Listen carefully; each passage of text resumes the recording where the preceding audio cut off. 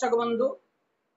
नुआ अध्याय रे मु डॉक्टर सुनील कुमार रथ आर न्यूज रे समस्त दर्शक बंधु को मु स्वागत जनाऊ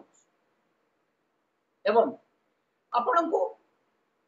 मु प्रतिदिन जेल मध्य किभली अघटना घटना एवं जेल रो भितरे किभली कलाकार नामा एवं जेल मध्य संबंधी समस्त सूचना आपण मानकु जणै आसुछि किंतु यह लोकलोचन रे पहुंची पार नथिबा कारण आमे पछै जाउछि तेणु आपणकर गोटे लाइक गोटे शेयर आमर ए काम को सुविधा एवं सरलता एवं यथाशीघ्र करदब तेणु आपण वीडियो देखुथिबा समय रे गोटे लाइक एवं एते परिमाण रे शेयर करंतु जहाँकि समस्त लोकलोचन सरकार पाखरे खूब शीघ्र आपणकर दाबी पहुंची पारि चलंतु आजिर खुशीर खबर हला जे दीर्घ दिन धरी 29/6/2020 थारु दाबी करी आसुथिबा बेआईन भाव रे संतोष उपाध्याय पूर्वतन जेल डीजी जो कटकणा लागू करथिले ताकू आज रद्द कर दिया जाइछि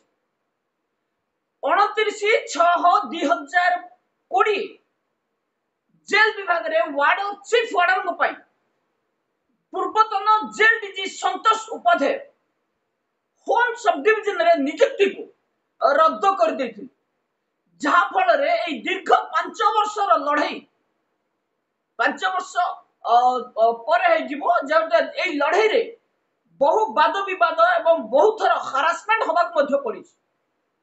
शेष मोमेंट रे मध्य किछि थर हमर आवेदन को खारिज कर दिया जाइतिला किंतु शेष रे वार्डर चीफ वार्डरंकर जय होइछि एवं राज्य सरकार को हार मानिबा को पड़ी दाबी एते परिमाण रे जणा जाइतिला एवं असुविधा कोन हेउतिला ताकू मध्य सरकार को जणै दिया जाइतिला ता परे आज अर्थात 10/10/2025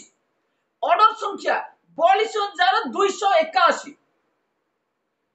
राज्य सरकार जेल डीजी को निर्देश जारी करछंती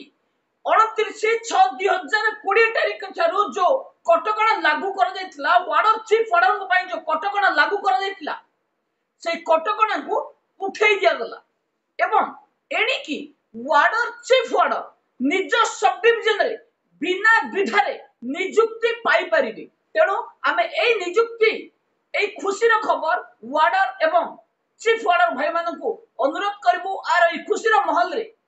हम वीडियो को एक लाइक करंतु एवं समस्त वार्डर चीफ वार्डर को भाई पाखरे ए संवाद पहुंचांतु आगामी दिन रे आमे किभली लड़ाई करिबा एवं हमर दाबी को किभली सरकार को पाखरे जेल डीजी को पाखरे पहुंचाइबा सेतिरे हमर सहायता करंतु आज मु मध्य समस्त वार्डर एवं चीफ वार्डर भाई को अभिनंदन जनाउछि आजिर ए शुभ दिन रे जो निर्देश आसी राज्य सरकार को पाखरु ये समस्त वार्डर चीफ वार्डर को होम सब डिविजन रे नियुक्ति रे आ कोनोसी प्रतिबंधक नाही एबे पई एतिकी रहउछि नमस्कार।